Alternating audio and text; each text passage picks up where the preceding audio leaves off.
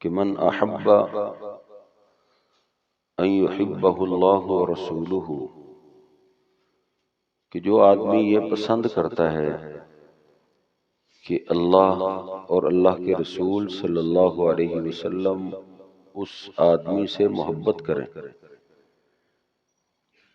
اور وہ دنیا میں چیک کرنا چاہتا ہے کہ میں اس محبت کے قابل ہوں یا نہیں۔ ایک تو یہ ہے کہ ہم سب نبی پاک صلی اللہ علیہ وسلم سے محبت کے دعوے دار ہیں، کوئی بھی اس دعوے میں پیچھے نہیں۔ ادھر بات ہو رہی ہے کہ اللہ کے رسول اس سے پیار کریں۔ آپ جانتے ہیں یک طرفہ محبت جو ہے اس کو ذلت ملتی، دونوں طرف والی محبت کو عزت ملتی۔ تو جو یہ چاہتا ہے کہ اللہ اور اللہ کے رسول صلی اللہ علیہ وسلم اس بندے سے پیار کریں اور وہ دنیا میں دیکھنا چاہتا ہے، تو سیدنا عبداللہ بن مسعود فرماتے ہیں وہ آج بھی دیکھ سکتا ہے۔ فَإِن كَانَ يُحِبُّ الْقُرْآنَ فَهُوَ يُحِبُّهُ اللَّهُ وَرَسُولُهُ، کہ آیا وہ قرآن پاک سے محبت کرتا ہے یا نہیں کرتا۔ اگر اس کے دل میں قرآن پاک کا پیار ہے تو پھر وہ یقین کر لے اس سے اللہ بھی محبت کرتا ہے اور اللہ کے رسول بھی پیار کرتے ہیں۔ یہ قرآن پاک ہے، ہمیں تو نسخہ بڑی آسانی سے مل گیا ہے، اس کے لیے ہمیں کوئی مشقت نہیں کرنا پڑی، ہر گھر میں مسجد میں چلے جائیں، مدرسے میں چلے، فری ملتا۔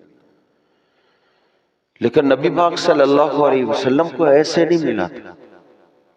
میرے باپ نے جو گھر بنایا ہے مجھے اس کی نہیں قدر، جس باپ نے ٹکا کما کما کے جوڑ جوڑ کے میرے لیے محل بنا دیا ہے، یہ میرا باپ ہی جانتا ہے کہ اس مکان کی کیا عزت ہے، کیا قدر ہے۔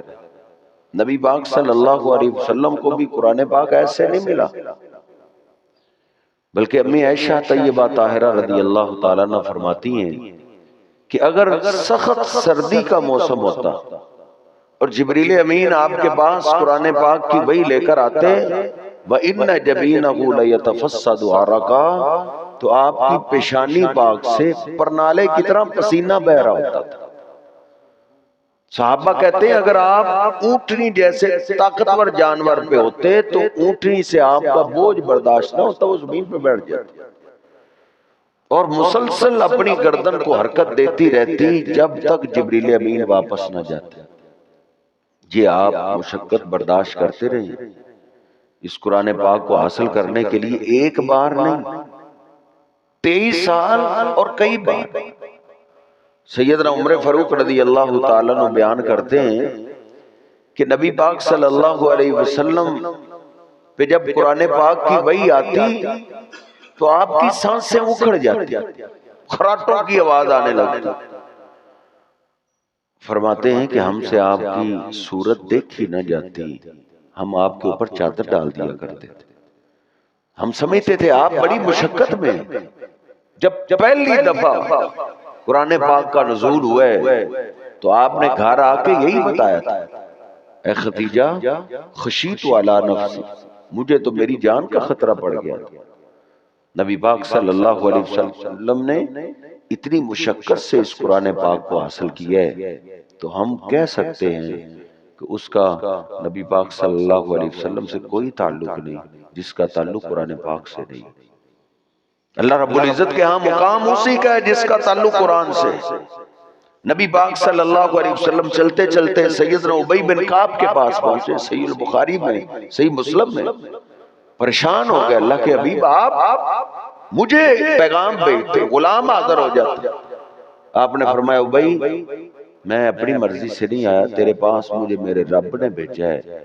ان اللہ امرنی ان اقرأ علیک القرآن، اللہ نے مجھے حکم دیا ہے کہ میں تجھے قرآن سناؤں۔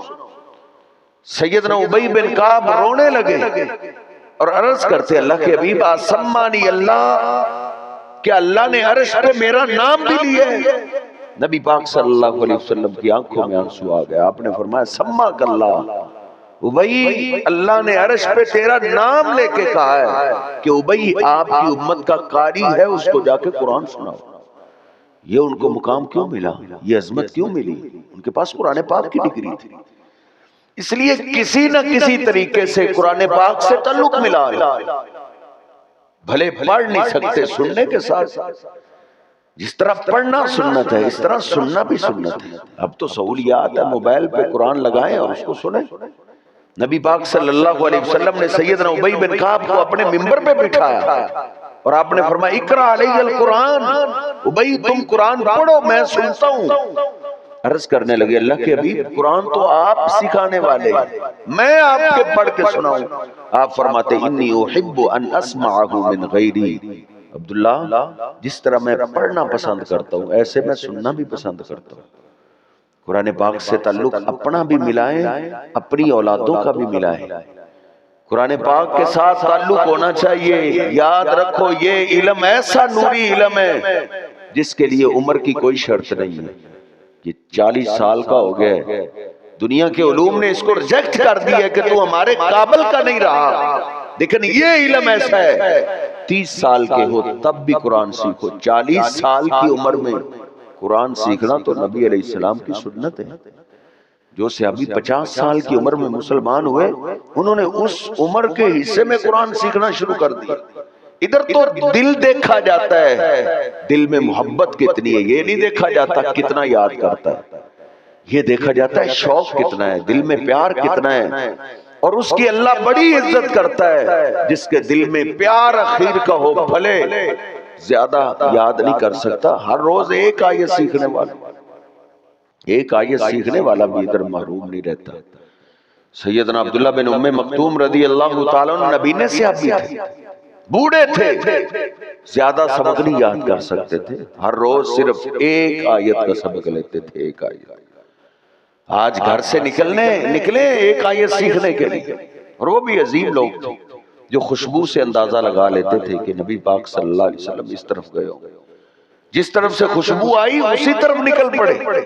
جب آپ کی خوشبو زیادہ محسوس ہوئی تو فوراً کہنے لگے علمنی آیت یا رسول اللہ، اللہ کے حبیب آپ کو سلام ہے اور مجھے ایک آیت کا سبق سکھا دے، اگلی آیت سکھا دے۔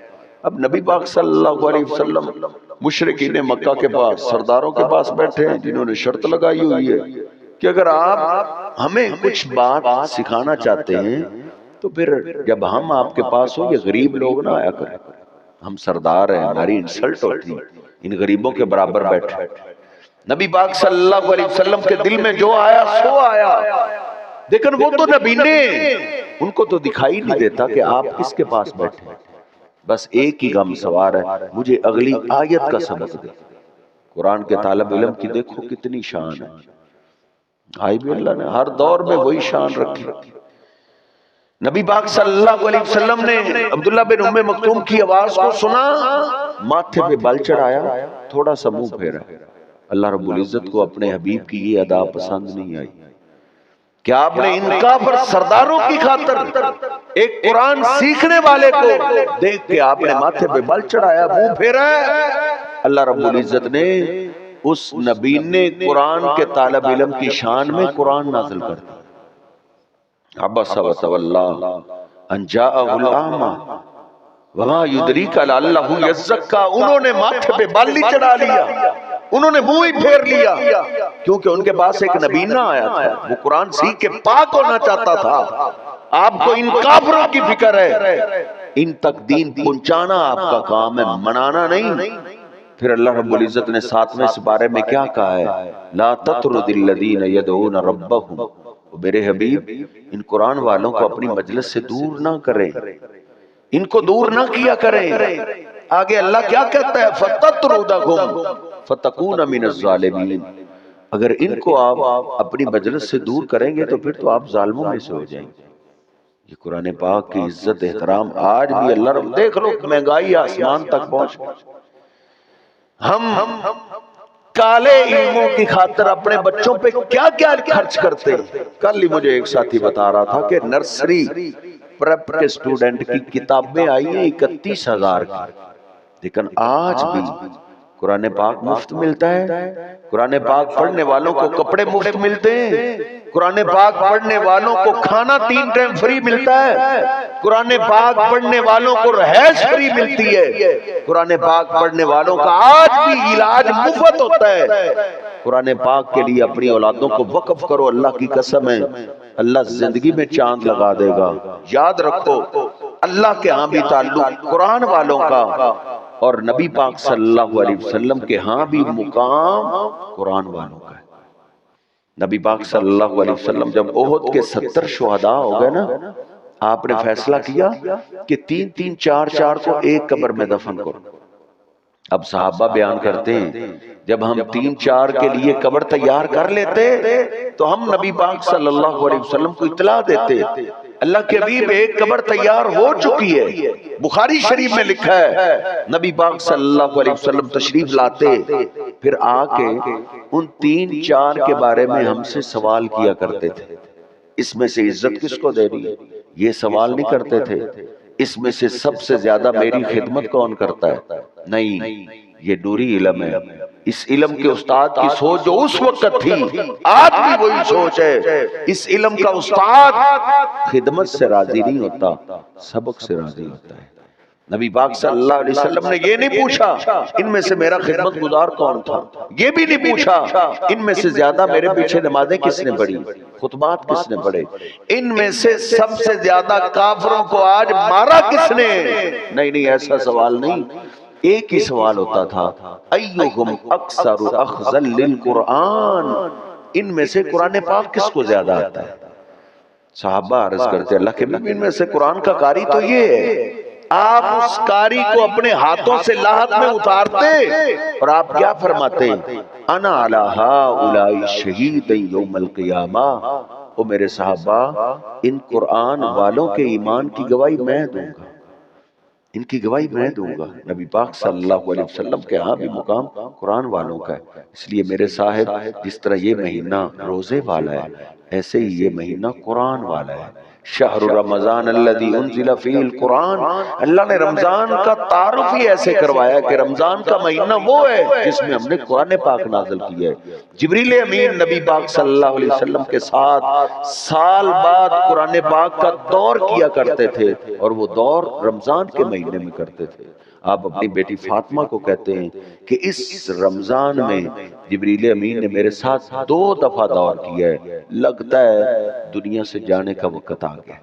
اس لیے رمضان بھی اس کا ہے جس نے رمضان کے ساتھ قرآن کے ساتھ رمضان کو خوبصورت بنایا ہے۔ نبی پاک صلی اللہ علیہ وسلم فرماتے ہیں الصیام والقرآن یشفعان، قیامت کے دن جب انسان مارا مارا پھرے گا کہ کوئی مل جائے جو رب سے میری بات کرے، جس طرح آج دنیا کی عدالتوں میں ہم ٹکرے مارتے ہیں، کوئی مل جائے اچھا وکیل جس کے جج کے ساتھ تعلقات ہوں، اونچے لیول پہ تعلقات ہوں، انسان قیامت کے دن بھی پریشان ہوگا، کوئی ملے جو اللہ کے سامنے آج میری بات ہی کرے۔ تو نبی پاک صلی اللہ علیہ وسلم فرماتے ہیں اسی آن انسان کو روزہ اور قرآن دائیں بائیں سے پکڑیں گے، کہیں گے ادھر آ، ہم تیرے رب سے بات کرتے ہیں۔ اللہ کے سامنے آ کے روزہ بھی سفارش کرے گا، قرآن بھی سفارش کرے گا، فیشفعان، دونوں کی سفارش قبول کی جائے گی اور اللہ اس کے زندگی کے سارے گناہ معاف کر دے گا۔ اللہ رب العزت سے دعا ہے اللہ رب العزت ہمیں ہمارے بچوں کو قرآن پاک سے محبت کرنے کی توفیق عطا فرمائے، اللہ ہمارے دلوں میں قرآن پاک کا شوق بٹھا دے۔ وَأَقُولُ قَوْلِي هَٰذَا وَأَسْتَغْفِرُ اللَّهَ لِي وَلَكُمْ وَلِسَائِرِ الْمُسْلِمِينَ۔